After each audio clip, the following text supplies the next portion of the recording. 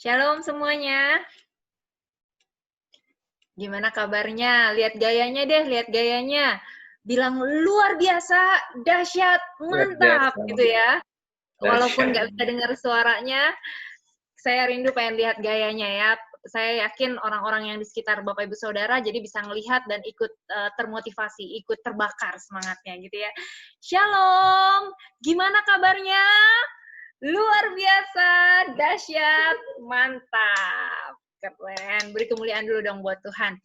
Oke, pada malam hari ini kita akan mengulang kembali apa yang kita sudah pelajari sebelumnya ya, tentang tapak ajaib ya. Jadi kita akan kembali dari awal lagi ya untuk membahas perlahan-lahan. Jadi kita akan lihat mulai dari T, A, P, A, K, A, J, A, I, B gitu ya, tapak ajaib, dan kemudian nanti akan berlanjut dengan bahan-bahan yang berikutnya. Pada malam hari ini kita pertama-tama mau belajar tentang tapak ya, tapak T-nya dulu. T-nya itu Tuhan itu baik ya, Tuhan baik. Nah, sebelum kita ke sana, kita coba lihat di slide presentasinya dulu. Apakah saya sudah dikasih akses untuk share? Kita coba lihat ya. Belum bisa. Boleh sharing? Boleh minta izin? Oke. Tunggu sebentar ya.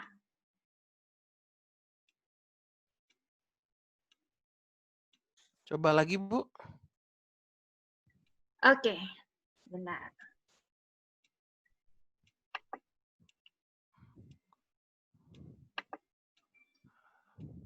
Oke. Sudah Oke. kelihatan ya?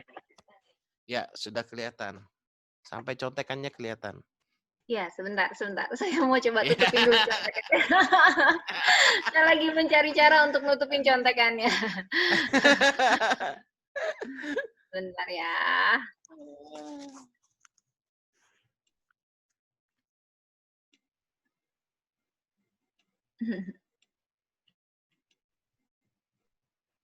Ini kenapa nggak seperti biasanya ya? Di slideshow? Ya, coba kita slideshow ya. Oke. Sampai contekannya kelihatan masih. Oke. Nah, Sudah ya? oke. Oke. Ya.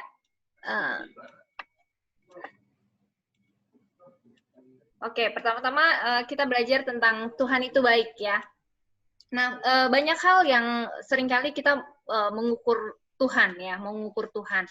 Kita baru bisa berkata Tuhan itu baik ketika segala sesuatunya berjalan dengan baik gitu ya. Banyak anak-anak Tuhan yang ketika masalah datang langsung merasa lemah dan langsung merasa nggak berdaya dan langsung mempertanyakan Tuhan engkau di mana gitu ya, langsung mempertanyakan kebaikan Tuhan. Mudah bagi kita untuk berkata Tuhan baik ketika segala sesuatunya itu baik-baik saja ya, ketika segala sesuatunya berjalan sesuai dengan apa yang kita inginkan atau berjalan sesuai dengan apa yang kita mau. Tetapi ketika segala sesuatunya seolah tidak berjalan sesuai dengan harapan kita, contohnya seperti virus corona, banyak sekali anak-anak Tuhan yang saya sedih ya mendengarnya, mereka mulai mempertanyakan, mulai merasa galau dan mulai merasa bahwa seolah-olah inilah akhir dari segala-galanya gitu. Padahal sebenarnya Tuhan itu baik bukan karena Tuhan menuruti semua keinginan kita gitu ya. Kita harus ingat pertama-tama bahwa Tuhanlah Tuhan. Jadi dan kita adalah kita adalah makhluk yang diciptakan. Tuhan adalah pencipta kita. Artinya adalah bahwa segala keinginan, segala kehendak, segala kemauan kita seharusnya tunduk kepada kehendak Tuhan dan bukan sebaliknya. Bukan ketika keinginan atau kehendak kita dituruti oleh Tuhan, baru kita berkata bahwa Tuhan itu baik. Namun pada malam hari ini itu prinsip yang paling penting ya yang kita bisa pelajari bersama-sama, bahwa sebenarnya Tuhan baik bukan tergantung dari bagaimana kondisi kita, dari bagaimana keadaan kita, apa yang terjadi pada kita. Jadi Tuhan baik tidak diukur dari itu semua. Namun Tuhan baik dilihat dari apa yang akan kita pelajari bersama pada malam hari ini. Kenapa sih kita berkata Tuhan itu baik? Karena memang sejak kita diciptakan, sejak dunia diciptakan, Tuhan itu menciptakan kita segambar dan serupa dengan Dia, gitu ya. Di Kejadian 1 ayat 26, Kejadian 1 ayat 26 kita bisa lihat, berfirmanlah Allah, baiklah kita menjadikan manusia menurut gambar dan rupa kita, supaya mereka berkuasa atas ikan-ikan di laut dan burung-burung di udara, dan atas ternak, dan atas seluruh bumi, dan atas segala binatang melata yang merayap di bumi. Dari membayangkan ayat ini saja sebenarnya kita seharusnya gentar ya, gentar dan takjub. Kenapa? Karena ternyata kita diciptakan itu segambar dan serupa dengan pencipta kita. Bayangkan pribadi yang maha kuasa, pencipta langit, bumi, dan segala isinya, pribadi yang sungguh sempurna dan dahsyat kuasanya gitu ya, pribadi yang adalah raja di atas segala raja, Tuhan, pencipta dari segala yang ada, menciptakan kita segambar dan serupa dengannya. Jadi kalau kita merenungkan dari situ saja, sebenarnya betapa luar biasanya baiknya Tuhan sama kita, sampai kita dijadikan, sampai pemazmur berkata begitu dahsyat kejadian setiap kita, begitu ajaib yang Tuhan pikirkan tentang setiap kita. Karena memang dari awal kita diciptakan, kita sudah diciptakan segambar dan serupa dengan Allah. Tidak ada satupun dari kita yang diciptakan dengan gambar dan rupa yang lainnya gitu ya, apalagi binatang, mohon maaf, jauh sekali gitu. Kita diciptakan segambar dan serupa dengan pribadi yang sungguh maha kuasa, sehingga sangat disayangkan kalau kita mengandalkan kehidupan kita pada rasi-rasi bintang yang seringkali dilambangkan dengan binatang-binatang gitu ya. Kita mengidentikan diri kita dengan orang lain, misalnya dengan artis ternama, kita ngefans sama artis ternama atau dengan bintang-bintang yang hebat yang kita lihat begitu luar biasa. Sangat disayangkan banget gitu ya kalau kita akhirnya mengukur hidup kita dengan hal-hal yang sebenarnya kecil banget kalau dibandingkan dengan kemahakuasaan pencipta kita, yaitu Tuhan. Ya, jadi luar biasa banget kita diciptakan segambar dan serupa dengan Allah. Jadi sayang banget kalau kita sampai menyamakan hidup kita atau melihat kehidupan kita atau menggantungkan kehidupan kita dari rasi-rasi bintang atau sesuatu yang sifatnya tidak sesuai dengan kebenaran firman, atau kita mengandalkan hidup kita atau menyamakan hidup kita atau mengharapkan kehidupan kita sama dengan bintang-bintang film yang sebenarnya mereka juga adalah sama seperti kita, yaitu ciptaan gitu ya, pribadi yang diciptakan oleh pencipta. Nah, sementara kita sendiri adalah diciptakan segambar dan serupa dengan Allah. Artinya begitu sempurna, begitu indah, begitu menakjubkan. Ya, sadari bahwa pribadi setiap kita begitu indah, begitu sempurna dan begitu menakjubkan. Kalau kita mau merenungkan dari satu ayat ini saja ya, sebenarnya Bapak Ibu Saudara, kita setiap pagi ngaca, lihat hidup kita gitu ya, lihat diri kita akan takjub ya, bagaimana Tuhan menciptakan kita begitu indahnya. Begitu indahnya, segala sesuatu diciptakan dengan sempurna, dan kita diciptakan sungguh segambar dan serupa dengan Allah. Jadi kita diciptakan sesuai dengan gambarannya, supaya apa? Supaya kita memerintah, supaya kita berkuasa, Bapak Ibu Saudara. Berkuasa atas ikan-ikan di laut dan burung-burung di udara dan atas ternak dan atas seluruh bumi dan atas segala binatang melata yang merayap di bumi. Jadi supaya seperti Tuhan, sebagaimana Tuhan berkuasa dan memerintah atas segala sesuatu yang ada, kita juga diciptakan segambar dan serupa dengan segala keindahan yang ada pada pribadi lepas pribadi setiap kita. Kita diciptakan untuk memerintah di dalam dunia ini. Jadi luar biasa banget, tidak ada anak-anak Tuhan yang jelek, tidak ada anak-anak Tuhan yang diciptakan tidak berarti atau tidak penting, tidak ada anak-anak Tuhan yang diciptakan nggak berharga, nggak ada apa ya, mungkin banyak sekali, sayangnya banyak sekali anak-anak Tuhan yang hidup dengan salah melihat dirinya gitu ya, salah melihat dirinya. Waktu dia nggak tahu identitasnya dia, bahwa dia diciptakan segambar dan serupa dengan Allah, yang terjadi adalah dia menghabiskan waktunya dengan sia-sia gitu ya. Dia memakai atau melakukan berbagai macam daya upaya dengan tujuan supaya terlihat berharga di depan orang lain gitu ya. Dia berusaha untuk mencari pengakuan dari sana sini dengan cara mungkin memakai segala sesuatu yang mahal dan bermerek gitu ya, bahkan sampai utang-utang. Ada orang yang sampai hutang-hutang hanya supaya dilihat keren sama orang lain, hanya supaya mendapatkan pengakuan dari orang lain betapa berharganya dia. Padahal sebenarnya kalau kita menyadari aja satu identitas yang luar biasa yang Tuhan berikan kepada kita, bahwa kita diciptakan segambar dan serupa dengan Allah, itu artinya adalah kita diciptakan begitu indahnya, begitu istimewanya, begitu sempurnanya, begitu luar biasanya, nggak ada lagi yang perlu kita buktikan kepada siapapun gitu ya. Kalau kata suami saya, bahasanya beliau, we have nothing to prove. Kita nggak perlu membuktikan kepada siapapun tentang apapun. Kita nggak perlu membuktikan kepada siapapun tentang betapa berharganya kita. Karena di mata Tuhan kita sudah begitu berharga. Buktinya kita diciptakan segambar dan serupa dengan Allah.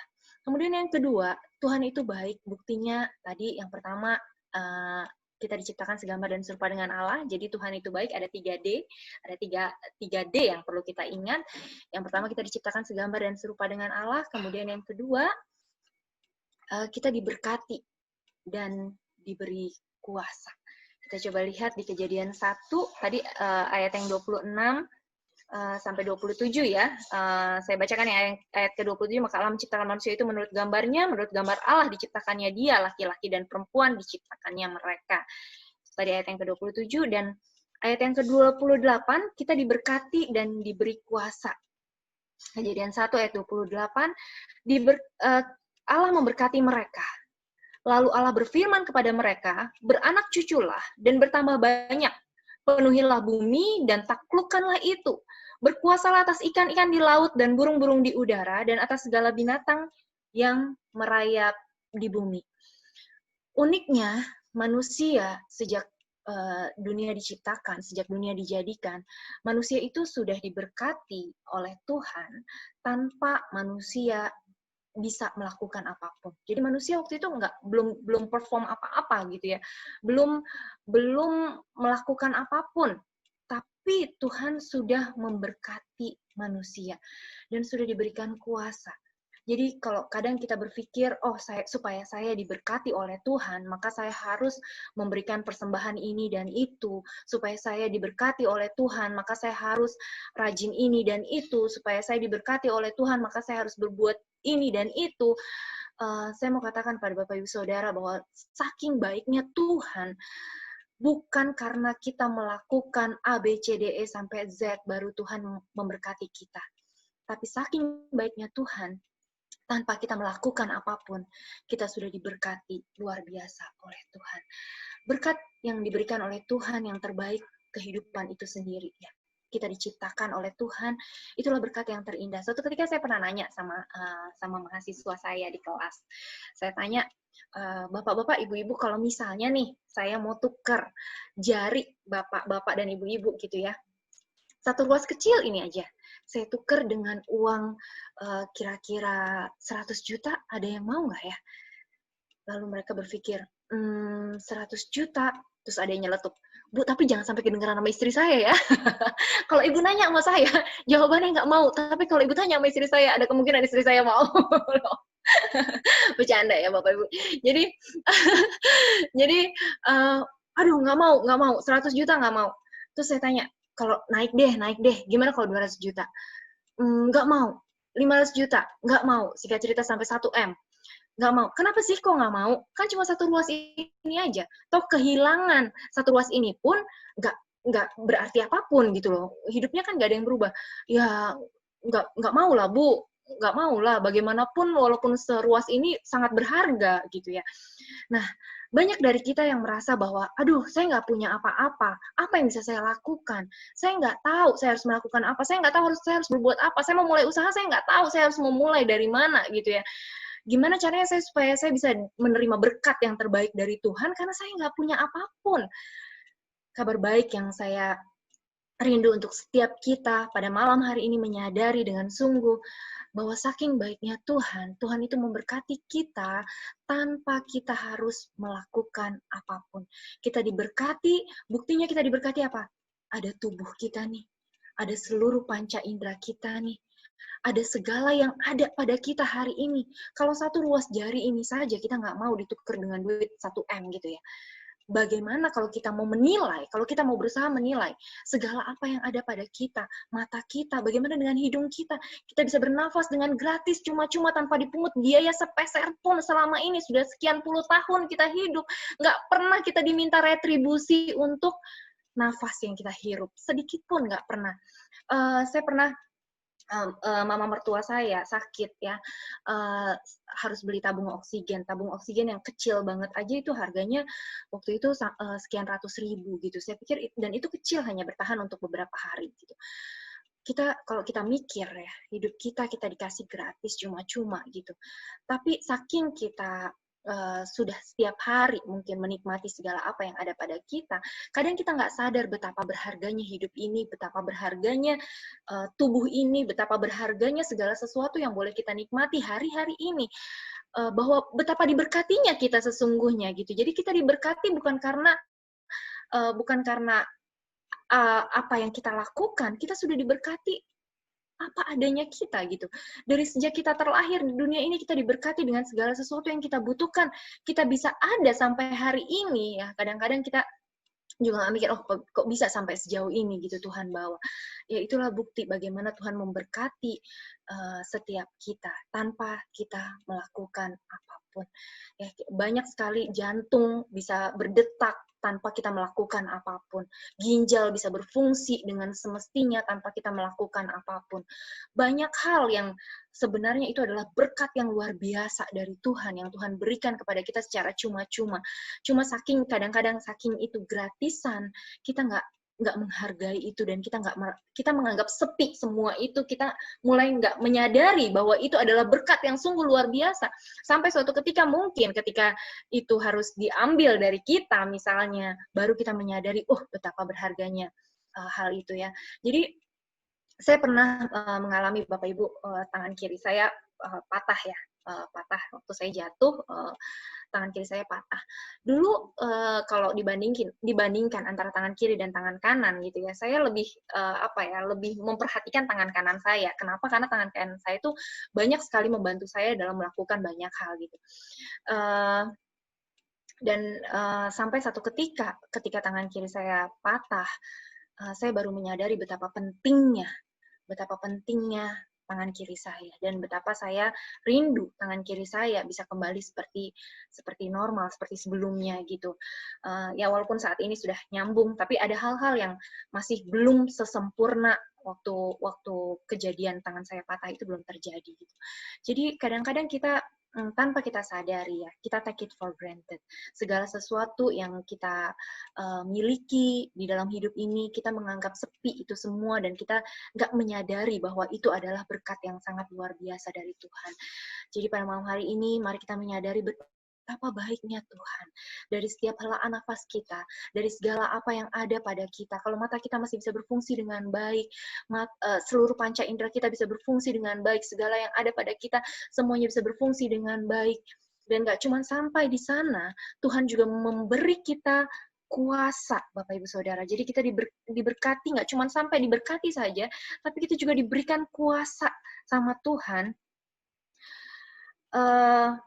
Lalu Allah berfirman kepada mereka, beranak cuculah dan bertambah banyak, penuhilah bumi dan taklukkanlah itu, berkuasalah atas ikan-ikan di laut dan burung-burung di udara, dan atas segala binatang yang merayap di bumi. Kata berkuasa ini dominion ya Bapak Ibu. Jadi berkuasa ini dalam artian memanage, mengelola ya. Banyak sekali orang yang mengartikan kata kuasa ini dengan mengeksploitasi atau memanfaatkan sekehendak hati. Padahal sebenarnya kata berkuasa ini sendiri maksudnya adalah mengelola segala ciptaan yang ada. Jadi mengelola segala apa yang diberikan kepada kita, dan bahkan kita sebenarnya sudah diberi kuasa oleh Yang Maha Kuasa dalam kehidupan ini untuk berkuasa atas segala persoalan, atas kehidupan ini, berkuasa atas segala sesuatu yang kita hadapi dalam hidup ini. Jadi sayang banget kalau kita nggak menyadari identitas kita. Kemudian Tuhan itu baik. Buktinya apa sih kalau Tuhan itu baik? Tadi sudah 2D kita belajar. Yang pertama, kita diciptakan segambar dan serupa dengan Allah. Yang kedua, kita diberkati dan diberi kuasa. Dan yang ketiga, kita diberi buah semua pohon dalam taman.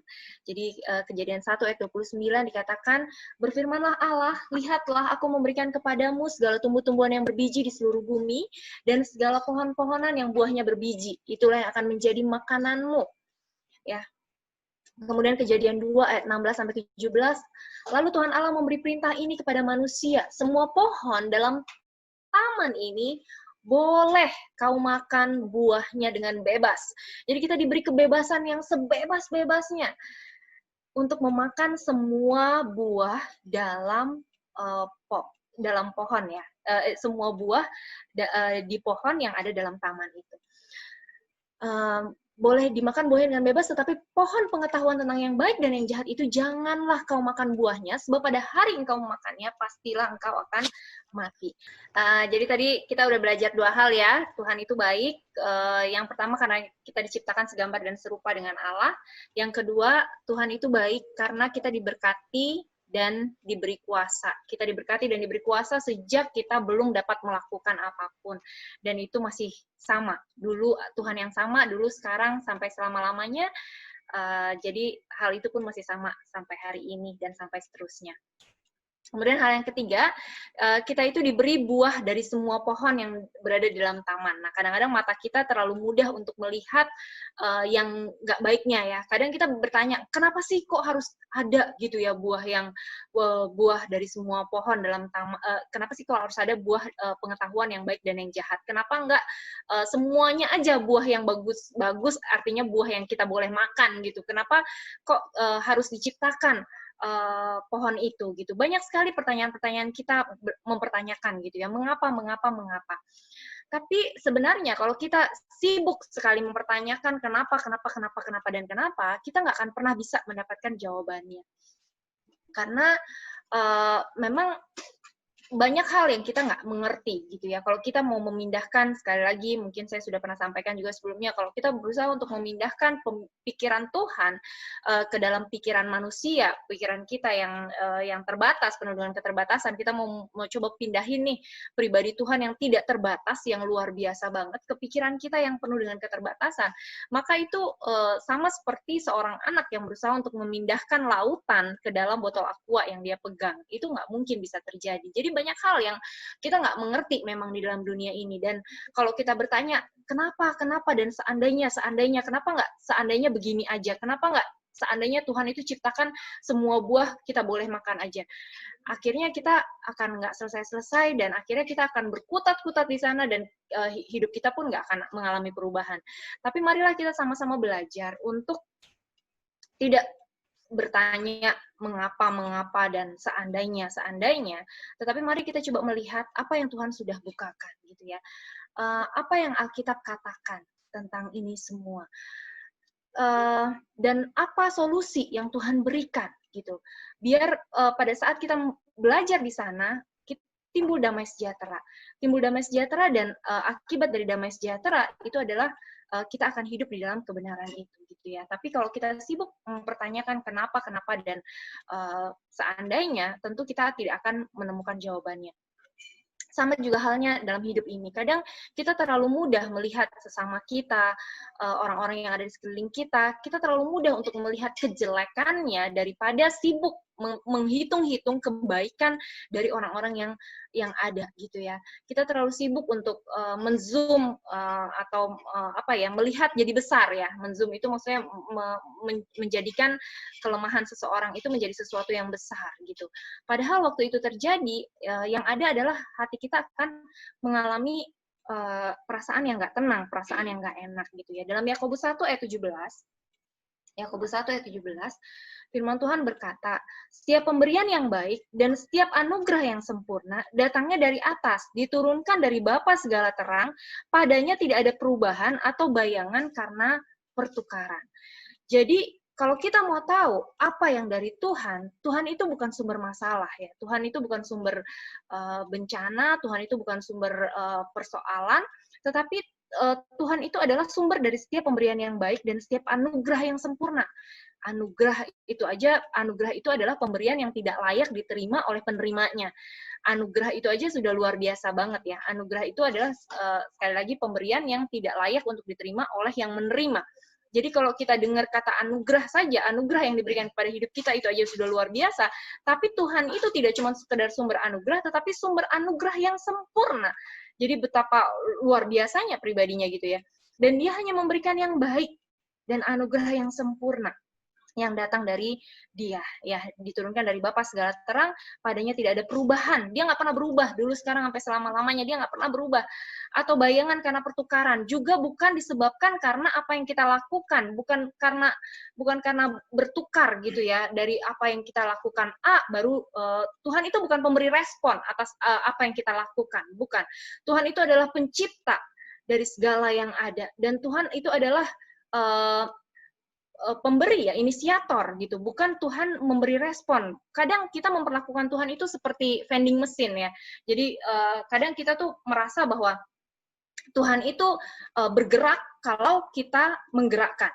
Nah, kadang kita mengatakan gini, udah berdoa semalam suntuk, udah berpuasa sekian hari, sekian malam, tapi kok Tuhan nggak bergerak, tapi kok hujan tetap turun misalnya gitu ya, kalau yang berdoa karena mau ada acara besar, misalnya KKR besar-besaran, tapi ternyata tetap hujan deras yang terjadi gitu ya, itu dikatakan, oh pendoanya yang kurang kuat nih berdoanya gitu.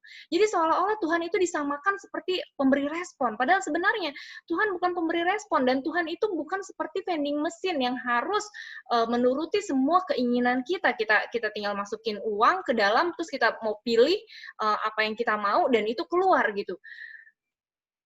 Kayaknya terlalu semakin saya menyadari, semakin saya berpikir, semakin saya menyadari bahwa kalau kita berpikir bahwa apa yang kita lakukan dapat menggerakkan Tuhan, betapa sombongnya saya gitu ya, betapa tinggi hatinya saya, karena saya berpikir hanya dengan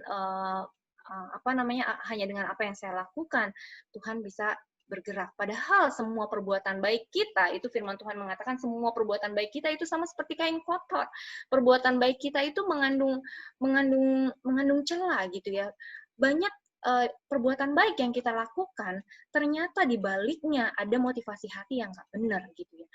Banyak perbuatan baik yang kita lakukan yang ternyata bersyarat gitu. Jadi sebenarnya Tuhan itu baik karena Tuhan memberikan kepada kita, kalau dalam bahasa sederhananya, kalau aplikasinya sekarang, Tuhan memberikan semua yang kita butuhkan kepada kita hari ini.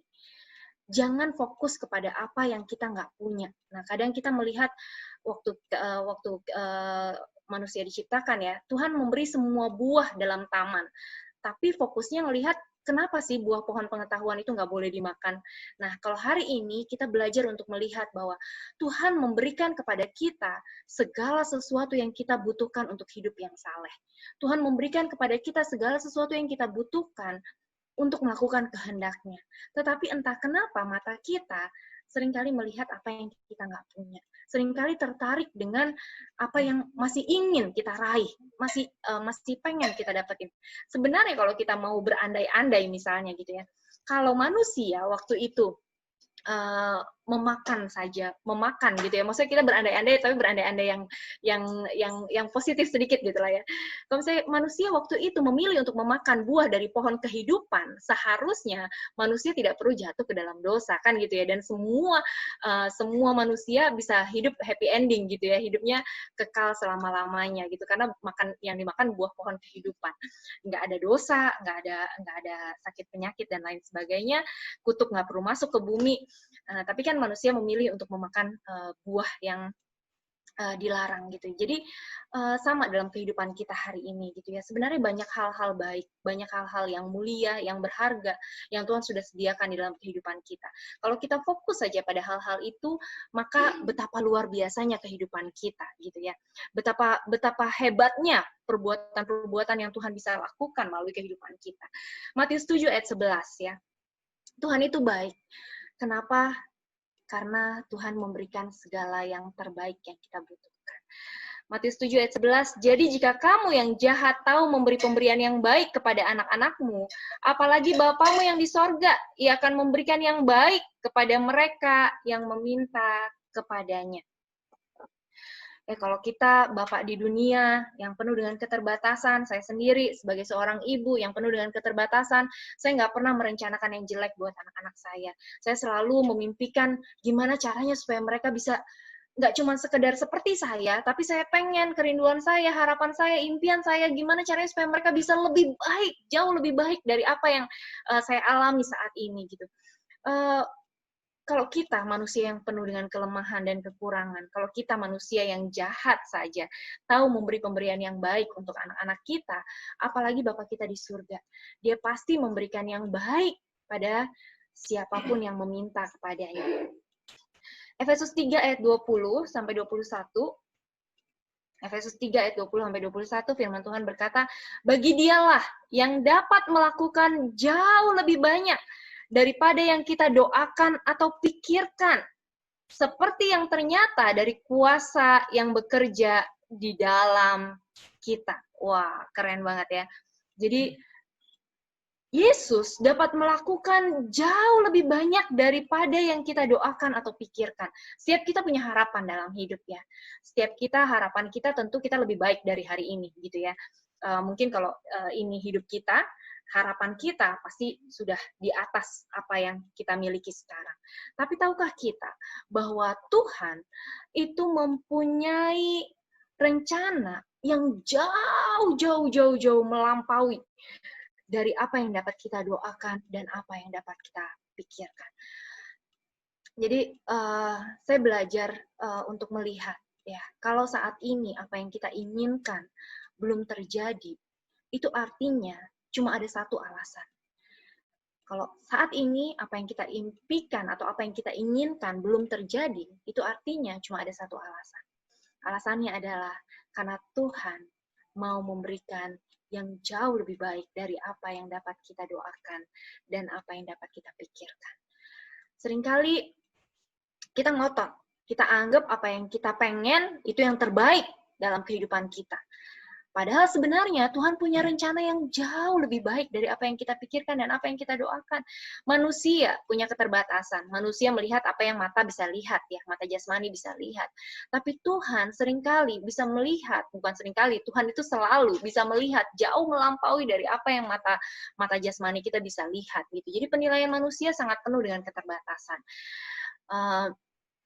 Kalau yang kita pikir yang baik belum terjadi dalam hidup kita hari ini, itu artinya bukan Tuhan nggak baik, bukan Tuhan nggak sayang sama kita, tapi karena Tuhan punya rencana yang jauh lebih baik dari apa yang kita doakan dan apa yang kita pikirkan. Jadi jangan berpikir lagi bahwa Tuhan itu kalau yang baik belum terjadi, kadang-kadang kita pikir ya, oh kalau yang baik belum terjadi berarti udah deh kita berusaha untuk menurunkan kualitas gitu ya. Kalau yang baik belum terjadi ya udah berarti ekspektasi saya nggak boleh setinggi ini nih. Berarti ekspektasi saya yang harus diturunin gitu ya. Kita mikir oh ya udah berarti cuma segini aja yang Tuhan mau. Padahal sebenarnya sayang banget kalau kita menurunkan ekspektasi kita. Karena kenapa? Karena kita punya Tuhan yang sungguh luar biasa baik. Dia Tuhan yang rindu untuk melakukan hal-hal yang jauh melampaui dari apa yang dapat kita doakan dan apa yang dapat kita pikirkan. Jadi Tuhan itu baik banget ya. Jadi bagi Dialah kemuliaan di dalam jemaat dan di dalam Kristus Yesus turun-temurun sampai selama-lamanya.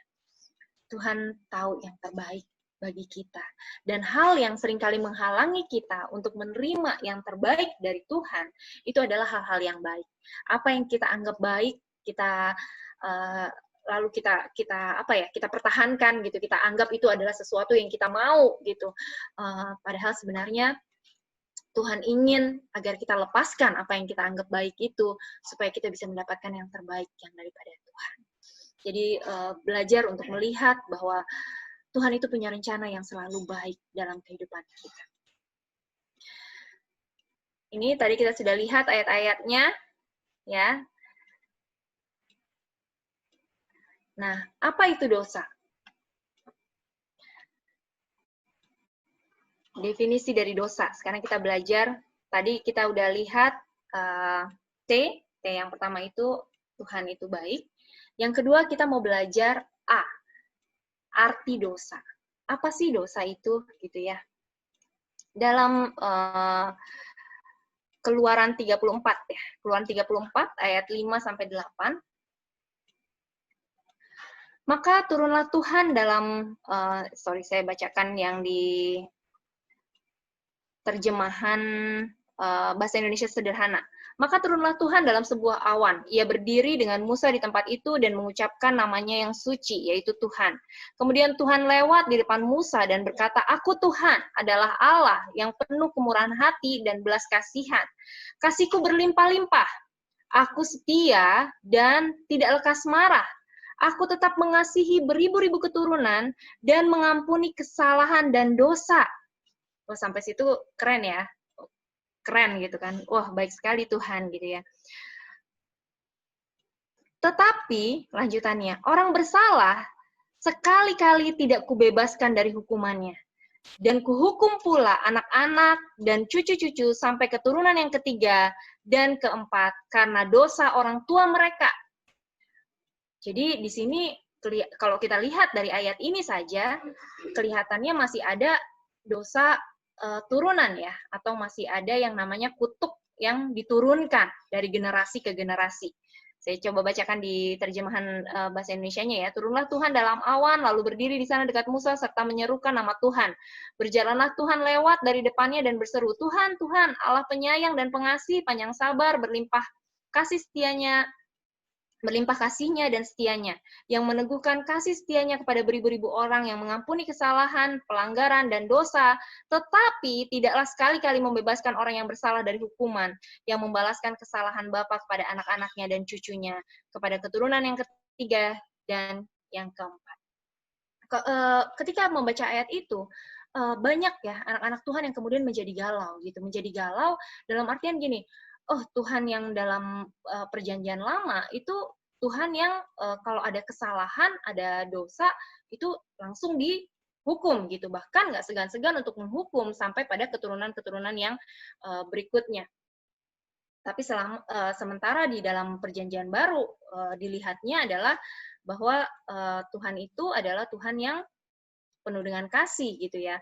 Sekalipun ada mungkin ayat-ayat di dalam perjanjian baru yang kadang-kadang juga menimbulkan pertanyaan gitu. Lalu kalau seperti itu gimana dong titik temunya gitu ya? Kadang orang berpikir kalau gitu berarti titik temunya adalah kita nggak boleh buat dosa gitu ya. Tapi mungkinkah kita sebagai manusia itu tidak melakukan dosa gitu ya? Nah, kita belajar apa sih artinya dosa? Dosa adalah pelanggaran terhadap hukum Allah. Ya, dosa itu artinya adalah pelanggaran terhadap hukum Allah. Kita lihat di dalam 1 Yohanes 3 ayat yang keempat, setiap orang yang berbuat dosa melanggar juga hukum Allah, sebab dosa ialah pelanggaran hukum Allah. Di dalam zaman Adam ya, cuma ada satu hukum, yaitu jangan makan buah dari pengetahuan yang baik dan yang jahat. Kejadian 2 ayat 16-17. Namun waktu itu peraturannya baru satu, tapi manusia udah nggak mampu menaatinya gitu ya. Gimana kalau kita bicara tentang hukum Taurat yang atau 10 perintah Allah yang ada 10 isinya, dan kita bicara tentang hukum Taurat yang jumlahnya ada 613 gitu. Ada begitu banyak aturan-aturan dan ketentuan-ketentuan dan ketetapan-ketetapan perintah dan larangan yang seharusnya kita lakukan. Gimana mungkin kita bisa mampu untuk melakukannya? Orang satu peraturan aja manusia nggak bisa lakukan gitu ya.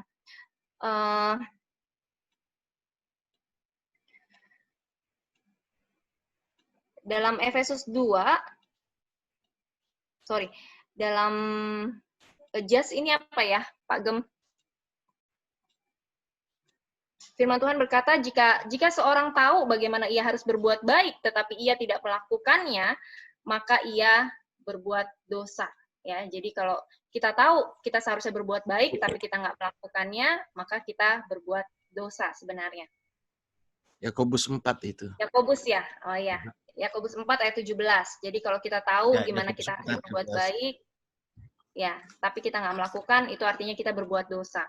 Jadi kalau kita hitung ya dari manusia normal itu sebenarnya ini menurut hasil survei ya, hasil survei. Kalau manusia normal dalam artian manusia yang baik-baik itu minimal dalam satu hari minimal melakukan 3 dosa. Nah, kalau 3 dosa dalam satu hari ini hitungan manusia, sekali lagi manusia baik-baik ya, saya nggak masuk di dalamnya. Kalau 3 dosa dalam satu hari, berarti kalau kita mau hitung dalam satu bulan itu udah berapa gitu. 3 dosa kali 1 bulan 30 hari itu udah 90 dosa ya. 90 dosa kalau kita mau kalikan 12 itu sekitar 1080 dosa dalam satu tahun. Nah, dengan ukuran 1000 dosa bagaimana mungkin kita bisa berkenan di hadapan Allah, di mana tuntutan Allah itu adalah hendaklah kita sempurna sama seperti Bapa kita di surga adalah sempurna dalam Matius 5 ayat 48. Jadi seharusnya kita sempurna. Tuhan itu adalah pribadi yang sempurna dan surga itu adalah tempatnya pribadi yang sempurna.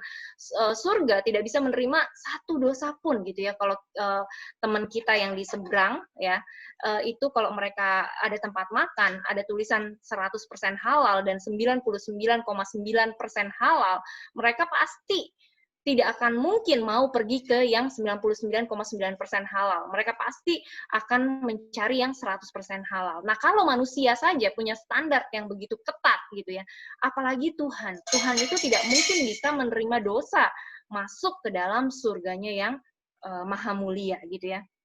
Tetapi kabar baiknya ya, dalam Efesus 2 ayat 13-16 dikatakan, tetapi sekarang di dalam Kristus Yesus, kamu yang dahulu jauh sudah menjadi dekat oleh darah Kristus. Karena dialah damai sejahtera kita yang telah mempersatukan kedua pihak dan yang telah merubuhkan tembok pemisah, yaitu perseteruan. Sebab dengan matinya sebagai manusia, ia telah membatalkan hukum Taurat dengan segala perintah dan ketentuannya, untuk menciptakan keduanya menjadi satu manusia baru di dalam dirinya. Dan dengan itu mengadakan damai sejahtera dan untuk memperdamaikan keduanya di dalam satu tubuh dengan Allah oleh salib dengan melenyapkan perseteruan pada salib itu. Jadi kabar baik yang luar biasa ya. Dosa adalah pelanggaran terhadap hukum Allah. Kalau kita tahu kita harus berbuat baik tapi kita nggak bisa berbuat baik, itu adalah dosa. Dan kita tahu juga dari sejak Adam bahwa hanya satu hukum pun manusia nggak mampu untuk mentaatinya. Namun kabar baik yang kita bisa sama-sama belajar pada malam hari ini adalah bahwa dengan matinya Yesus sebagai manusia, dengan matinya sebagai manusia, dia telah membatalkan hukum Taurat dan segala perintah dan ketentuannya. Tujuannya adalah untuk menciptakan kita menjadi satu manusia baru di dalam dirinya. Dan dengan cara itu, ia mengadakan damai sejahtera. Dia merubuhkan tembok pemisah yang merupakan perseteruan antara kita dengan dirinya. Kemarin saya beberapa waktu yang lalu ya belajar tentang bagaimana proses penyalipan Yesus. Ternyata saya baru tahu, Bapak Ibu, bahwa waktu Yesus dicambuk, itu ternyata punggungnya itu seperti bubur. Jadi benar-benar hancur, remuk, seperti bubur ya. Jadi kulitnya itu benar-benar sudah terkoyak semuanya, dan bahkan ada yang mengatakan bahwa bagian tubuhnya yang di depan, organ-organ depan tubuhnya itu bisa kelihatan dari punggungnya.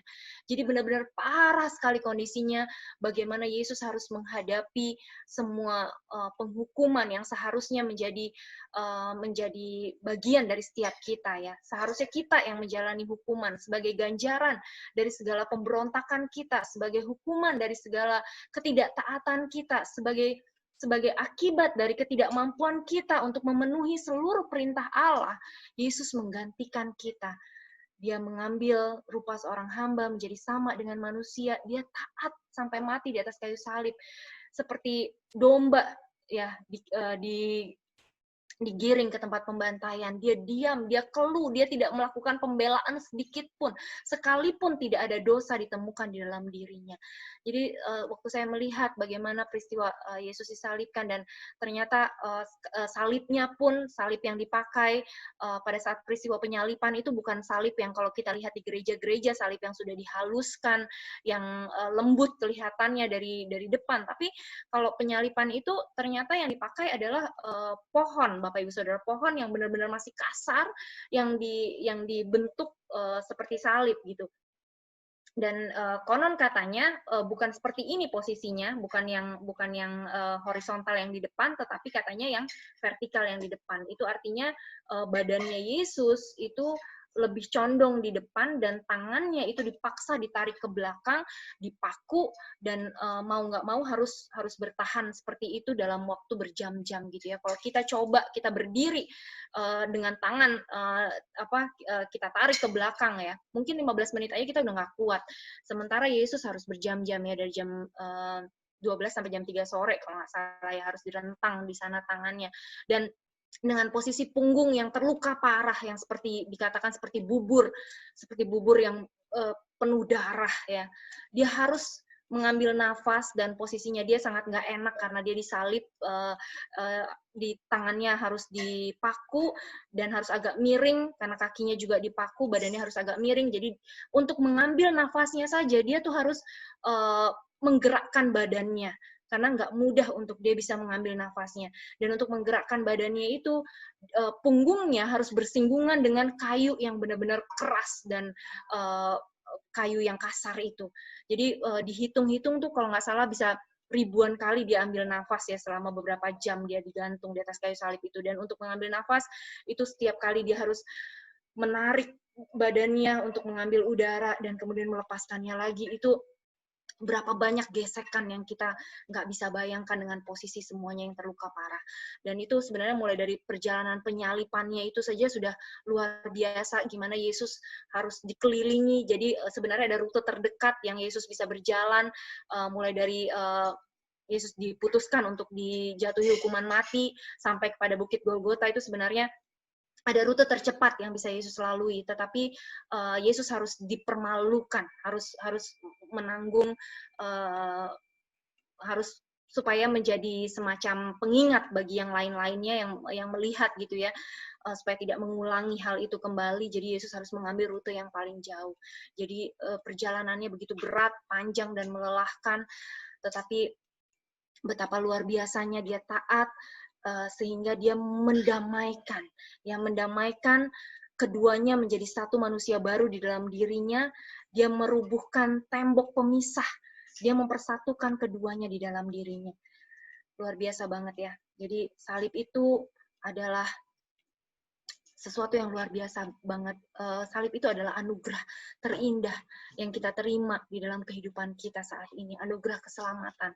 Kita yang seharusnya menerima penghukuman akibat dosa-dosa dan pelanggaran kita, tetapi karena darahnya. Dalam Kolose 1 ayat 20 dikatakan, dan oleh dialah ia memperdamaikan segala sesuatu dengan dirinya, baik yang ada di bumi maupun yang ada di surga, sesudah ia mengadakan pendamaian oleh darah salib Kristus. Jadi itu arti dosa, kita tadi sudah belajar. Kemudian timbul pertanyaan ya dalam benak kita.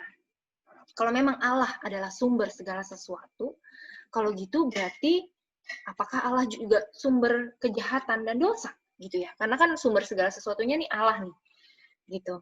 Nah, apakah itu artinya juga Allah juga sumber dosa dan kejahatan? Kalau kita lihat banyak sekali perjanjian-perjanjian ya di dalam Alkitab. Itu ada 7 perjanjian di dalam Alkitab. Kalau kita lihat mulai dari awal perjanjian antara Allah dengan Adam, perjanjian Allah dengan Adam itu ada 2 ya, perjanjian di Taman Eden sebelum Adam jatuh dalam dosa, dan perjanjian kasih karunia. Jadi sebelum Adam jatuh ke dalam dosa itu Adam, tadi kita udah belajar ya, Adam diberkati, diberi kuasa, itu juga kasih karunia yang luar biasa. Dan kemudian waktu Adam jatuh dalam dosa, tetap Tuhan itu penuh dengan kasih karunia. Buktinya apa? Buktinya Tuhan yang mencarikan jalan keluar. Di ayat yang ke-15, kita coba lihat di Kejadian 3 ayat 15. Mungkin salah seorang bisa bantu saya bacakan. Kejadian 3 ayat 15.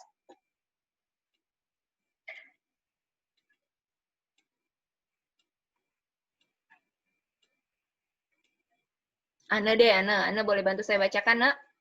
Kejadian 3 ayat 15.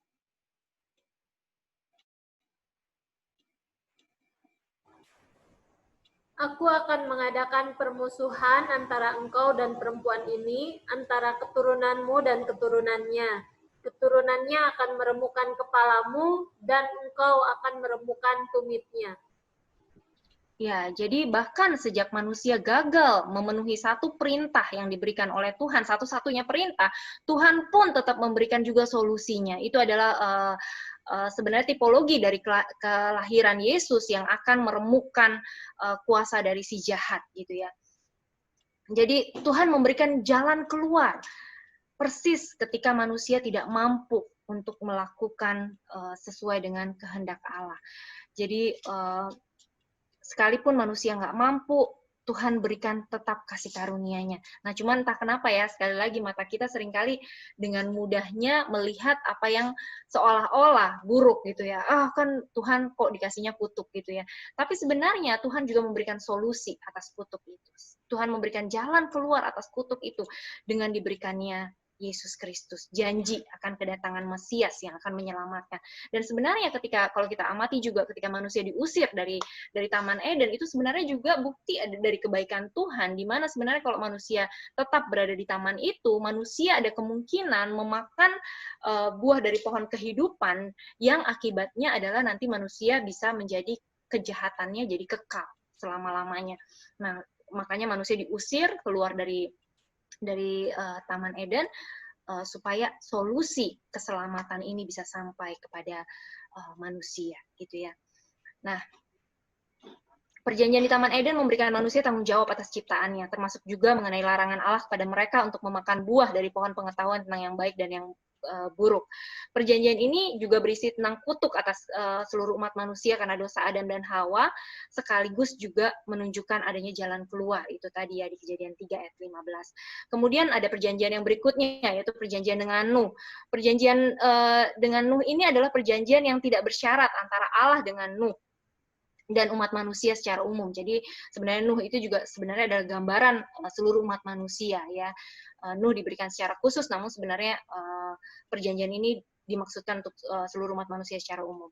Jadi setelah peristiwa air bah, Allah berjanji kepada umat manusia kalau Dia tidak akan lagi menghancurkan dunia ini dengan air bah. Kita bisa lihat di Kejadian 8 ayat 20 sampai dengan Kejadian 9 ayat yang kedua. Nah, bahkan Allah memberikan pelangi sebagai tanda perjanjiannya. Allah juga berjanji bahwa seluruh dunia ini tidak akan lagi dimusnahkan dengan air bah, sekaligus sebagai pengingat kepada umat manusia kalau Allah bisa dan akan menghakimi dosa-dosa dunia. Nah, di sini kita bisa lihat waktu Nuh akhirnya mendirikan mezbah setelah kapalnya mendarat ya, akhirnya diambil beberapa ekor, dan waktu Tuhan melihat atau mencium persembahan yang harum, lalu Tuhan berkata bahwa Tuhan tidak akan lagi mengutuk bumi ini karena manusia, sekalipun yang ditimbulkan hatinya adalah jahat. Dan dari sejak kecilnya aku tidak akan membinasakan lagi segala yang hidup seperti yang telah kulakukan. Selama bumi masih ada, tidak akan berhenti-henti musim menabur dan menuai, dingin dan panas, kemarau dan hujan, siang dan malam. Dan dalam Kejadian 9 ayat 1 kita bisa lihat di mana Allah memberkati Nuh lagi dan anak-anaknya gitu ya. Serta berfirman kepada mereka kembali janji yang diberikan kepada Adam kembali diulang kepada Nuh, suruh beranak cucu bertambah banyak serta penuhi bumi. Oke. Ya.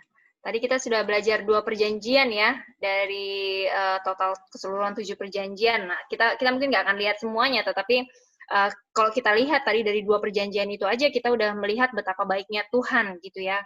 Kita lihat perjanjian yang ketiga, perjanjian Tuhan dengan Abraham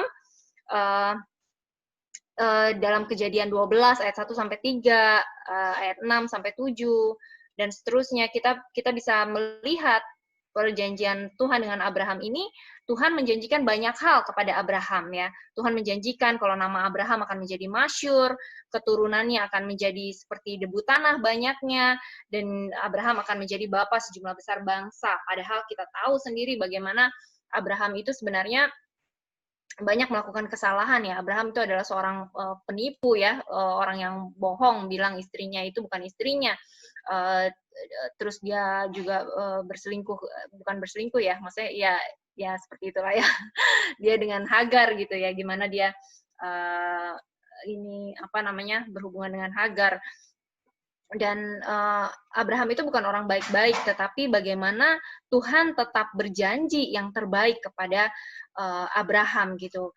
Terus kalau kita ingat Nuh juga sebenarnya pada saat pertama kali Nuh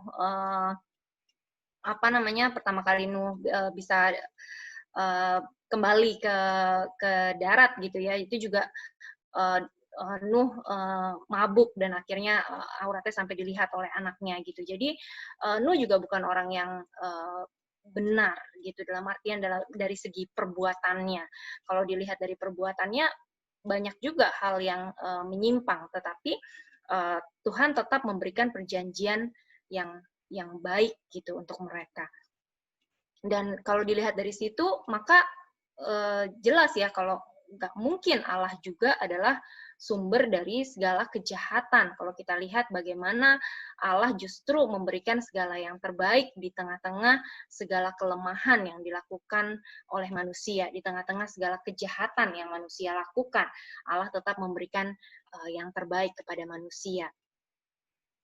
Nah, kalau kita lihat berikutnya, apakah Allah sumber dosa? Sebenarnya kita lihat di 1 Yohanes 3 ayat 5. Dan kamu tahu bahwa ia telah menyatakan dirinya supaya ia menghapus segala dosa dan di dalam dia tidak ada dosa. Jadi dialah yang justru menghapuskan segala dosa gitu. Jadi tidak mungkin kalau dia yang justru menghapuskan segala dosa, dosa itu juga berasal dari Tuhan ya, nggak mungkin dari satu sumber mengeluarkan dua hal gitu ya, mengeluarkan hal yang baik dan hal yang jelek secara bersama-samaan gitu ya. Di dalam Tuhan tidak ada dosa. Nah, kalau kita lihat kuasa dosa itu justru adalah di dalam hukum Taurat. 1 Korintus 15 ayat 56, sengat maut ialah dosa dan kuasa dosa ialah hukum Taurat. Jadi kalau kita lihat ya, ada larangan misalnya, atau ada tulisan, jangan dilihat, atau misalnya jangan dekat gitu. Entah kenapa justru pada saat larangan itu ada, justru trigger ya di dalam diri kita untuk penasaran sih pengen lihat gitu. Penasaran sih pengen tahu seperti apa gitu ya. Nah, terlalu banyak kita mendengar larangan-larangan jangan lakukan ini, jangan lakukan itu. Tapi yang terjadi adalah waktu kita mendengar larangan jangan lakukan ini dan jangan lakukan itu, yang terekam dalam benak kita adalah kita justru ingin melakukan ini dan itu yang dilarang itu gitu. Makanya dibilang kuasa dosa ialah hukum Taurat. Waktu dibunyikan, waktu dilarang gitu ya, malah justru itu menjadi trigger gitu. Tetapi syukur kepada Allah di ayat 57 dikatakan yang telah memberikan kepada kita kemenangan oleh Yesus Kristus Tuhan kita. Memang gara-gara hukum Taurat kita jadi timbul gitu ya keinginan untuk berbuat dosa. Tapi bersyukur kepada Allah yang telah memberikan kepada kita Yesus Kristus, karena di dalam Yesus Kristus kita menang mengalahkan dosa. Sebagaimana Yesus menang mengalahkan maut, Yesus yang sama juga memberikan kemenangan kepada kita untuk mengatasi dosa. Roma 5 ayat 13, sebab sebelum hukum Taurat ada, telah ada dosa di dunia. Tetapi dosa itu tidak diperhitungkan kalau tidak ada hukum Taurat. Jadi dosa itu memang sudah ada sebelum adanya hukum Taurat. Tetapi waktu hukum Taurat itu belum ada, dosa itu tidak diperhitungkan. Nah, hukum Taurat ini mengenal dosa, membuat manusia mengenal dosa. Nanti kita akan bicara lebih jauh di sesi khusus ya, yang akan membahas secara lebih detail tentang hukum Taurat. Roma 3 ayat 20, sebab tidak seorang pun yang dapat dibenarkan di hadapan Allah oleh karena melakukan hukum Taurat, karena justru oleh hukum Taurat orang mengenal dosa. Roma 7 ayat 7, jika demikian apakah yang hendak kita katakan? Apakah hukum Taurat itu dosa? Nah, tapi bukan berarti hukum Taurat itu dosa ya. Kalau gitu kan kita bilang, oh kalau gitu nggak usah ada hukum Taurat aja biar nggak ada dosa gitu ya. Tapi firman Tuhan berkata sekali-sekali tidak. Sebaliknya justru oleh hukum Taurat aku telah mengenal dosa. Jadi justru karena hukum Taurat kita tahu dan kita sadar bahwa kita tidak mampu untuk hidup benar dengan usaha dan jerih payah kita gitu ya, dengan segala yang ada pada kita nggak mampu untuk bisa mengatasi dosa, untuk menemukan solusi atas dosa. Justru hukum Taurat menolong kita untuk menyadari bahwa kita tidak mampu hidup kudus. Karena itu kita butuh juru selamat. Karena itu kita perlu diselamatkan. Karena itu kita tidak bisa menyelamatkan diri kita sendiri. Karena itu harus ada cara lain untuk menyelamatkan diri kita, untuk membuat kita bisa keluar dari dosa ini. Karena aku juga tidak tahu apa itu keinginan kalau hukum Taurat tidak mengatakan jangan mengingini. Nah, kalau gitu dari mana dong asalnya kejahatan gitu ya?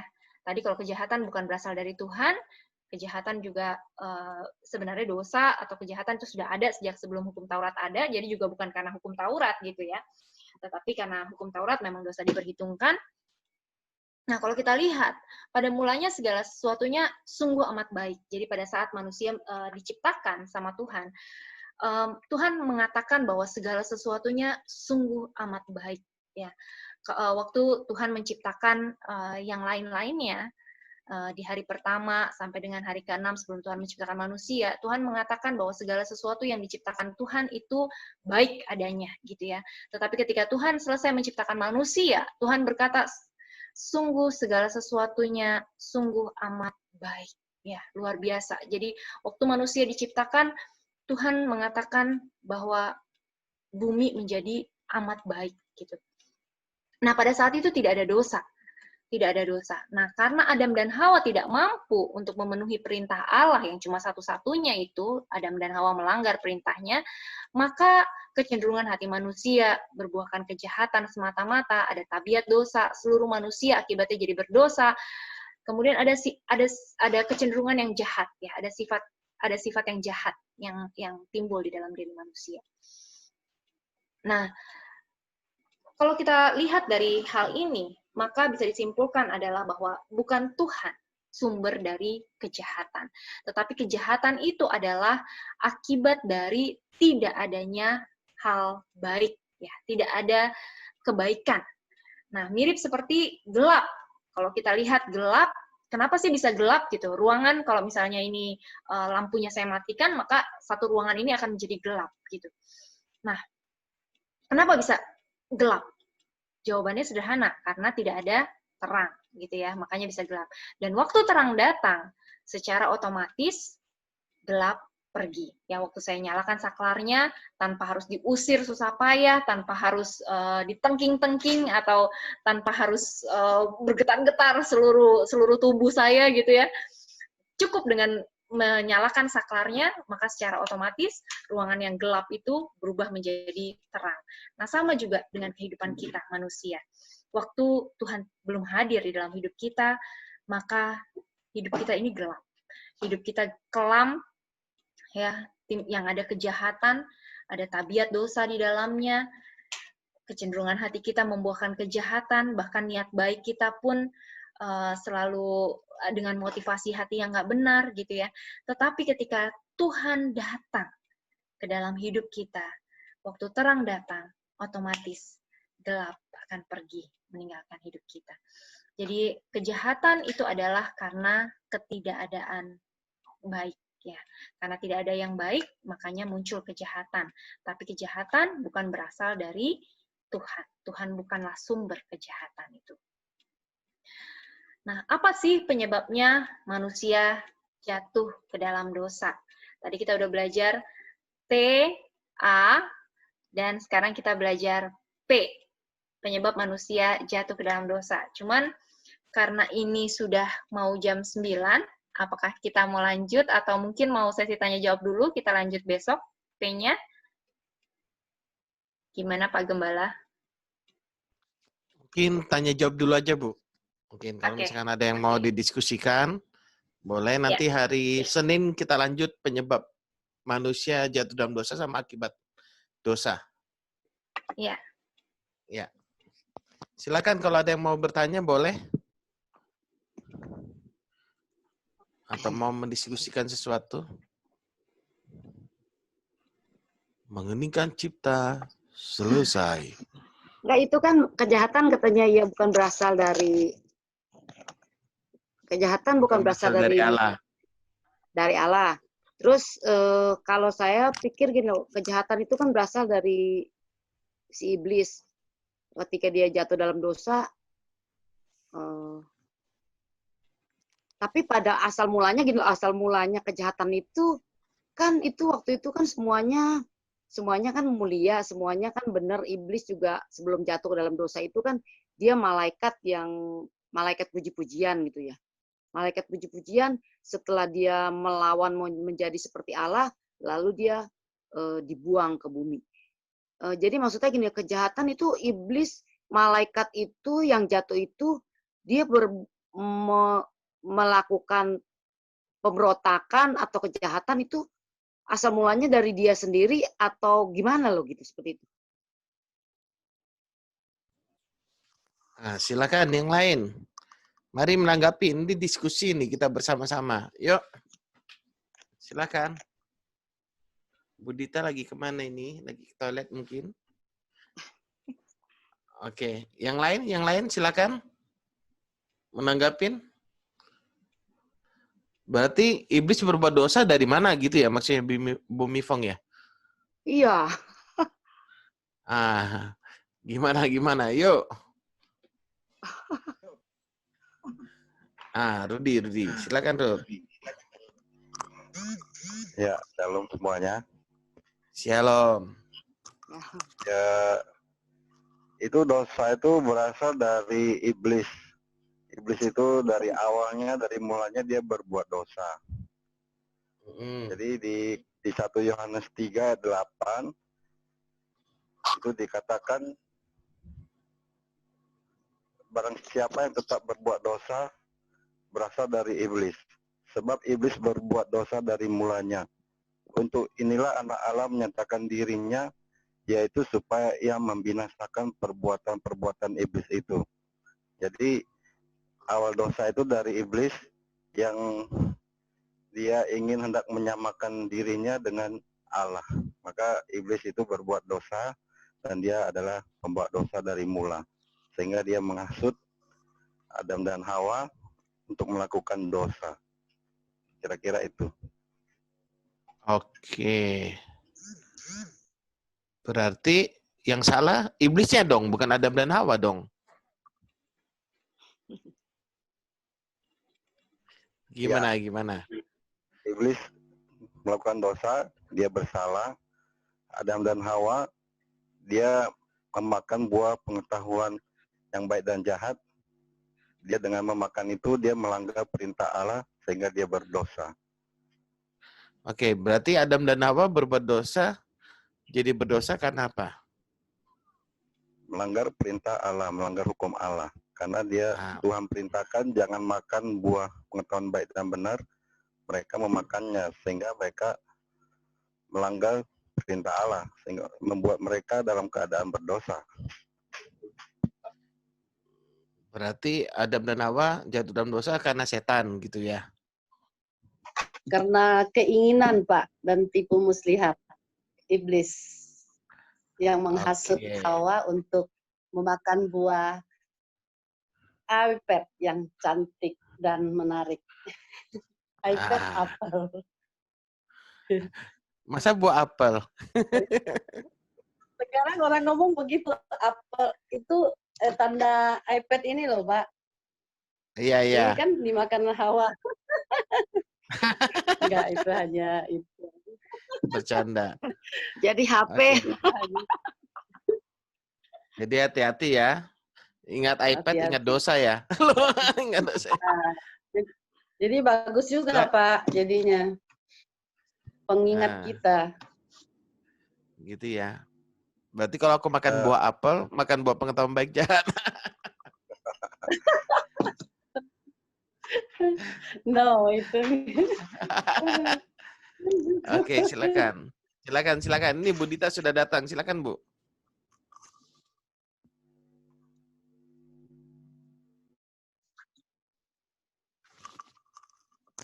Mari. Ya, udah terjawab kan ya, Bu? Udah terjawab kan ya. Jadi ya sebenarnya memang penyebab dosa itu kita akan bahas kemudian ya. Yang menyebabkan manusia bisa jatuh dalam dosa itu karena tipu muslihat dari iblis. Jadi memang pertamanya adalah iblis yang ingin menyamai Tuhan, dan kemudian manusia ditipu sama si iblis gitu. Dan ada dua hal yang menyebabkan manusia jatuh ke dalam dosa, ya tipu muslihat iblis, yang satunya adalah keinginan. Kita akan belajar besok ya. Itu udah tahu, maksudnya tuh asal mulanya iblis melakukan dosa, dulu kan belum pernah ada dosa gitu ya. Terus setelah waktu iblis memberontak, kan dia memberontak kepada Allah, dia kan tadinya pemimpin pujian, terus dia maksudnya dia memberontak, dia dibuang ke bumi, ya jadilah itu dosa-dosa segala macam lah, manusia kejahatan gitu. Maksudnya asal mula dosa itu dari mana gitu loh, dari mana asal mulanya sebelumnya gitu. Dosa bawaan. Ya, kalau kita lihat ya waktu iblis pertama kali jatuh itu kan karena dia ingin menyamai Tuhan ya, Bu ya. Jadi iya. Ya.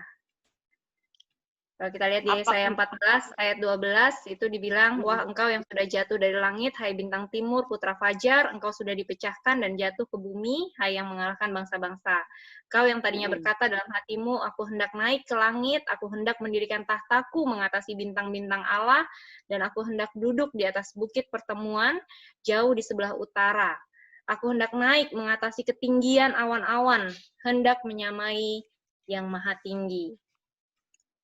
Iya. Jadi karena iblis ingin menyamai Tuhan, jadi kesombongan ya Bu ya, kesombongan. Iya, dia kan jatuh tuh, maksudnya tuh terus membawa sepertiga malaikat katanya, yaitu jadi konco-konconya lah, jadi itu yang buat mempengaruhi manusia, tipu muslihat dia segala macam gitu. Tapi maksudnya gitu, kenapa ya iblis tuh bisa jatuh loh? Maksudnya itu yang malaikat terang itu loh, apa hendak dibebas dia atau apa gitu maksudnya gitu loh.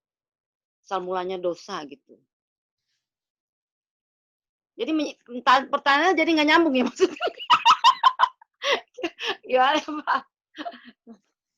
Maksud Bu Mifong itu, sebelum iblis ada nggak lagi dosanya itu? Atau ada tuyul sebelum iblis kan gitu. Bukan, Bu Mifong itu pengen tahu iblis tuh dari mana. Ya, kan iblis kan memang diciptakan oleh Tuhan Allah gitu. Maksudnya, kok dia bisa jatuh loh? Maksudnya dia kan melawan, sombong segala macam, dia mau nyamain seperti Allah gitu. Kok maksudnya tuh dia bisa jatuh dibuang ke bumi kan? Kenapa dia bisa jatuh? Kenapa dia bisa berbuat dosa loh gitu Pak? Apa kehendaknya apa gitu loh? Ini pertanyaan aja gitu. Ya. Dia mau menyamai Allah. Nggak pernah dibahas, nggak pernah itu, biar tahu aja maksudnya gitu loh. Tapi kalau misalnya enggak juga nggak boleh kutak-kutik. Tapi maksudnya, ya kok bisa loh gitu seperti itu gitu loh. Nah, yang pasti kan malaikat itu kan dosa itu kan pelanggaran terhadap hukum Allah. Yang tertinggi itu kan adalah Allah. Malaikat ingin menyamai Allah. Dia ingin bahkan melebihi Allah. Jadi kalau kita lihat iblis itu jatuh, iblis itu jatuh karena keinginannya untuk menyamai Allah. dia sudah melanggar hukum Allah ketika dia menginginkan itu. Makanya dia dibuang ke bumi. Gitu, Bumi Fong. Pelanggaran terhadap hukum Allah gitu. Loh iya, arti dosa kan tadi itu. Dosa itu kan melanggar hukum Allah. Dosa itu bukan pribadi. Sehingga kita bertanya asalnya dari mana? Bukan. Ketika memang yang pertama kali berbuat dosa adalah iblis, Lucifer itu. Putra Fajar itu. Nah, dia yang pertama kali berbuat dosa, tapi dosa itu adalah pelanggaran terhadap hukum Allah. Nah, ketika dia ingin menyamai Allah, dia melanggar hukumnya Allah. Makanya dia jatuh dalam dosa. Makanya waktu dia mencobai manusia, dia pakai juga keinginan manusia yang dieksploitasi sama dia. Makanya waktu dia mau mencobain Hawa, dia berkata apa? Jika engkau makan buah pohon pengetahuan yang baik dan jahat ini, maka engkau akan menjadi sama seperti Allah. Dia ingin menyamai Allah, dia jatuh. Dia mau ajak manusia ini, manusia yang ciptaan yang sempurna ini, yang spesial di mata Tuhan, yang memiliki otoritas atas dunia ini, mau dia tipu untuk menyamai Allah juga, dan manusia jatuh juga. Makanya dunia berada di bawah kuasa si jahat. Gitu kan? Tapi sebenarnya pemilik dunia tetap adalah Tuhan. Makanya Yesus datang menebus. Jadi gitu ceritanya. Jadi kalau manusia itu gila pujian itu hati-hati ya. Oh, mau nyamai seperti Allah loh, pengen dipuji gitu. Nah, yang menariknya begini, banyak manusia berbuat dosa, lalu nyalakan iblis. Itu dia yang jadi masalah. Dia yang berzina, dia bilang, ini karena setan godain aku. Oh, dianya yang tergoda kok. Nggak bertobat-bertobat kalau begitu. Kalau begitu dia nggak bertobat-bertobat. Nyalain orang terus, cari kambing hitam.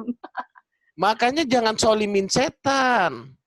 Setan bilang, lu yang buat gua yang kena, lu yang buat gua yang kena, lu yang buat gua yang terus yang kena. Katanya. Gua kan cuma mempengaruhi, pilihan jika ada di lo gitu ya. Ya gua kan mempengaruhi gitu. Pilihan kan tergantung kita, kata gitu.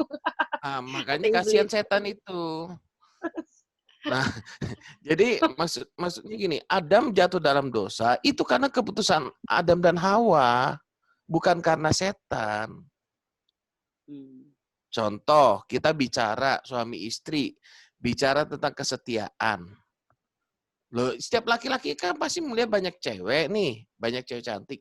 Ada yang tergoda, jatuh dalam dosa, ada yang tidak. Berarti apa penyebabnya? Ya keputusan masing-masing. Gitu, jangan sedikit-sedikit kita salahkan setan. Kalau kita mengenal Tuhan dengan benar, kita nggak akan memilih hal-hal yang buruk. Gitu. Kalau kita sampai salah memilih pun, bertobat kembali, datang sama Tuhan, alami metanoia, tahu kebenaran, maka kita akan terus jalan. Nah, yang saya lihat ini banyaknya kita dikit-dikit yang kita salahin setan, padahal yang salah kita. Saya malas gitu kan. Ya kan miskin, lalu datang ke pendeta, minta diusir roh kemiskinannya. Salah, jangan gitu cara konselingnya. Tanya dulu apa yang kamu lakukan. Kalau kamu malas, kamu miskin, itu kamu yang buat dirimu miskin. Gitu loh, jangan salahkan setan. Ini gara-gara roh setan, roh jahat menghancur keluarga, lalu cari nenek moyang, kutuk segala macam. Enggak, itu karena kamu miskin. Bukan kamu kena kutuk. Karena kamu malas, maksud saya. Karena kamu malas, makanya kamu jadi miskin. Bukan kamu dikutuk jadi miskin. Malas sama kurang hikmat, Pak. Kurang hikmat kali. Apa yang ada di tanganmu, kata Tuhan.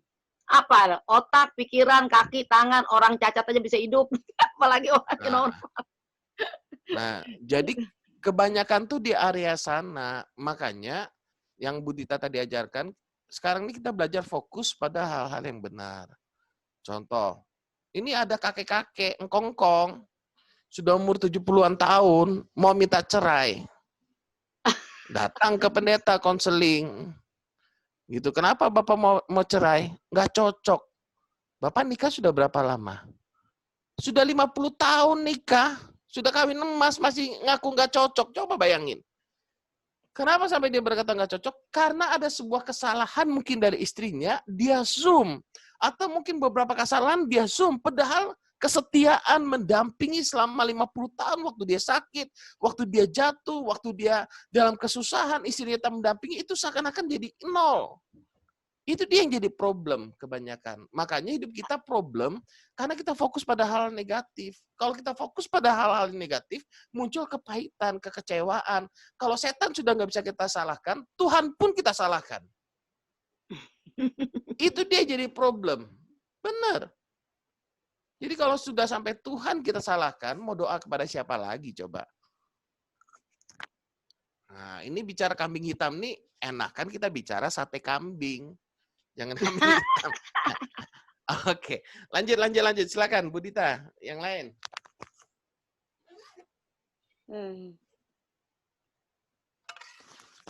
Ada lagi? Masih ada 9 menit nih, asik nih diskusi sebentar. Jadi hati-hati dengan tipu muslihat iblis yang membuat begini, membuat kita merasa benar dengan mengambing hitamkan orang lain. Itu yang paling banyak. Saya ulang ya. Iblis itu menipu kita, membuat kita merasa benar dengan mengambing hitamkan orang lain. Betul. Kita kena tipu ya. Kita kena tipu misalkan. Itu karena keinginan daging kita, ambisi kita, hawa nafsu kita. Lalu kita merasa, aku nggak salah, dasar dianya yang penipu, dianya yang jelek, dianya yang begini. Kambing hitam kan, membenarkan diri, aku benar nih. Dasarnya dia yang jelek. Padahal sebenarnya kan dasarnya kita yang bodoh. Karena kita nggak tahu kebenaran, akhirnya kena tipu. Karena kita dikendalikan oleh hawa nafsu. Jadi kalau kita melihat sebenarnya problem dalam hidup ini kebanyakan cuma di area-area sana kok. Pertengkaran suami istri kebanyakan di area sana. Karena kita cuma melihat hal-hal negatif. Kita melupakan hal-hal yang baik. Makanya suami istri itu perlu selalu mengingat hal-hal yang baik yang pernah dilalui bersama. Makanya mesbah keluarga, kalau kita sekarang sudah ada yang kita sebut dengan family church, itu penting sekali. Jangan hanya keluar makan gitu. Coba ngomong nih, ingat kebaikan, mengucapkan terima kasih sama pasangan. Istri saya misalnya mengucapkan terima kasih ketika aku sakit, kamu dampingin, aku mengucapkan terima kasih, kamu sudah merawat anak-anak dan baik dan sebagainya. Kan gitu. Itu kan jauh lebih indah. Tapi ini enggak. Sekali pecah piring satu rasanya kayak kiamat. Istri pecahkan piring, suami marah kayak kiamat sudah. Wah, kan jangan lah. Hanya gara-gara pecah piring minta cerai. Karena satu peristiwa di Zoom. Makanya dulu saya mau hampir saja awal-awal pernikahan, ribut besar, kalau nggak dewasa itu sudah mungkin cerai, gara-gara tidur nggak cuci kaki aja. Bisa ribut. Makanya butuh kedewasaan. Butuh melihat kebersamaan. Nah, itu. Jadi tipu muslihat iblis hati-hati ya, membuat kita merasa nyaman dengan mengambing hitamkan orang lain. Atau membuat kita merasa benar sendiri, padahal kita sedang dalam kondisi kepahitan. Orang pahit kan gitu. Orang pahit itu salah satu cirinya dia tidak menyadari dia pahit loh. Gawat. Iya. Kadang dia merasa benar, itu dia masalahnya. Makanya kita perlu melihat kasih karunia Allah. Ibrani 12 ayat 15, janganlah ada seorang pun menjauhkan diri dari kasih karunia Allah, agar jangan tumbuh akar yang pahit. Lihat kebaikan Tuhan, lihat pasangan, lihat kebaikan Tuhan atas kita ini brengsek, kita ini banyak dosa, banyak salah, Tuhan ampuni, Tuhan kasih karunia. Ketika lihat pasangan, oh pasanganku ini juga brengsek, tapi kan Tuhan sayang sama dia, aku mau melayani dia, aku mengasihi dia, kan gitu. Oke, kira-kira gitu. Nanti hari Senin akan lebih seru lagi, karena Bu Dita pasti bahas tentang tipu muslihat sama keinginan daging. Mungkin nanti ada contoh-contohnya lagi lebih detail. Karena kita ini masuk materinya pendalaman ya. Saudara mungkin, oh ini kan sudah ada di buku, oh ini kan sudah saya dengar. Saudara ingat prinsip belajar Alkitab itu berulang-ulang. Bukan hanya berulang-ulang saudara mendengar, tapi saudara memperkatakannya berulang-ulang. Habis saudara memperkatakannya berulang-ulang, saudara mengajarinya pun berulang-ulang. Itu prinsip belajar Alkitab. Kalau kita enggak masuk prinsip cuman memuaskan rasa ingin tahu kita aja, oh sekali tahu sudah cukup. Bukan gitu. Kalau kita benar-benar menguasai sebuah materi dalam firman, tanpa lihat catatan, saudara bisa menyampaikan materi itu. Itu baru benar-benar menguasai, bukan sekedar tahu. Tapi saudara menghidupinya, itu menjadi rema, saudara bisa share dengan mantap, tanpa tanpa lihat catatan pun bisa gitu. Nah, makanya di sini kita belajar bersama-sama, walaupun berulang-ulang, buka hati, kita akan mengalami banyak hal. Oke, itu. Makin lama kan makin dalam. Saya pribadi aja dengan Budita sharing aja, saya sangat terberkati. Amin, Gitu. benar. Jadi kita buka hati, rendah hati, buka hati terus, biarkan diisi. Jangan cuma ingin memuaskan rasa ingin tahu kita. Nggak ada guna kita tahu sebanyak apapun kalau kita nggak menghidupi kebenaran itu. Yang penting itu dihidupin. Wah, ada nggak ya tipu muslihat iblis? Aduh, aku kena tipu nih. Kebenaran berkata begini. Kasih yang sempurna melenyapkan ketakutan. Kasih menutupi banyak pelanggaran. Ya aku kok mengasihi kok malah mungkit pelanggaran. Nah ini dia yang berabe kan. Bukan berarti saya berkata orang salah nggak perlu ditegur. Perlu. Orang salah perlu ditegur, didisiplin, nggak ada masalah. Dididik nggak ada masalah. Tapi bukan ngesum ke sana terus. Disum. Oke. Silakan. Lanjut. Masih ada 4 menit. Pak mau tanya. Ya, Marta. Itu tanyanya sama Budita, Marta. Iya. Tadi kan kita sudah belajar tuh ada 3 perjanjiannya. Perjanjian itu diberikan kemenangan dan perjanjian dengan Nuh dan perjanjian kepada Abrahamnya. Kalau Nuh kan itu jelas ya, Allah tidak akan menghancurkan bumi lagi dan itu ditandai dengan adanya pelangi. Abraham namanya dibuat masyhur dan keturunannya. Nah, yang saya mau pengen lebih tahu lebih dalam, Pak, perjanjian mengenai kemenangan yang di dalam Kejadian 3 ayat 15. Di situ kan antara keturunanmu dan keturunannya akan meremukkan kepalamu dan engkau akan meremukkan tumitnya. Nah, yang saya pengen tahu penjelasannya itu yang akan meremukkan kepalamu dan engkau akan meremukkan tumitnya. Itu Budita, silakan Bu. Ya, itu dengan ini, waktu Yesus mengalahkan maut itu, Marta.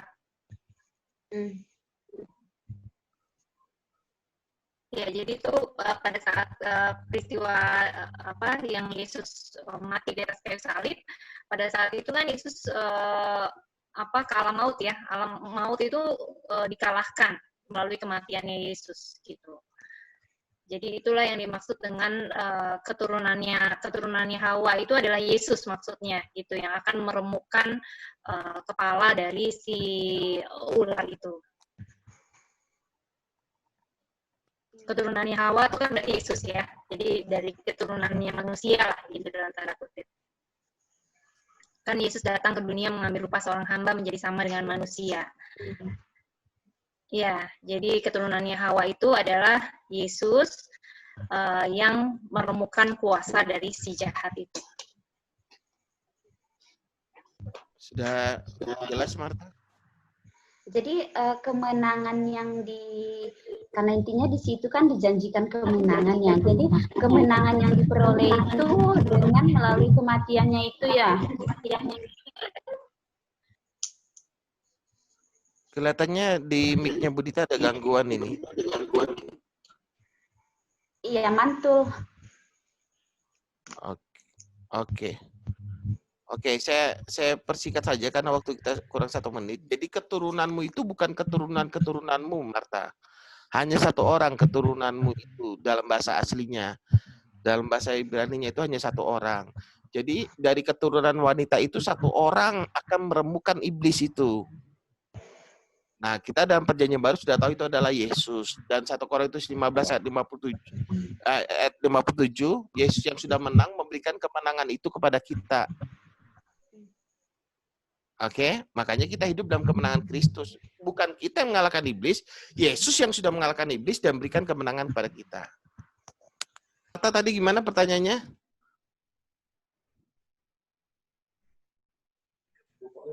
Itu kemenangan yang kita peroleh itu melalui kematiannya yang mengalahkan maut gitu loh Pak, yang mengalahkan maut. Dia telah mengalahkan maut. Nah itu kan ditandai melalui kebangkitannya ya. Jadi kemenangan yang diberikan itu kan kalau misalnya dia hanya sampai di kematiannya kan tanpa kebangkitannya kan dia bilang sia-sialah.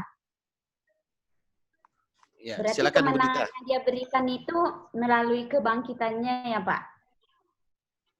Budita masih ada di sana, Budita? Lagi ke belakang, Pak. Oh, lagi ke belakang. Oke. Mungkin ada yang mau nanggapin dulu yang lain?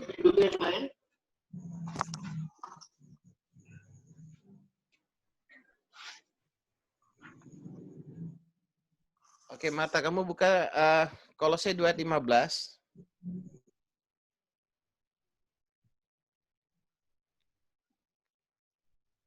Kolose 2:15. Ia telah melucuti pemerintah-pemerintah dan penguasa-penguasa dan menjadikan mereka tontonan umum dalam kemenangannya atas mereka. Menang atas maut, menang atas dosa, menang atas kuasa si jahat. Jadi Yesus itu menangnya itu menang mutlak.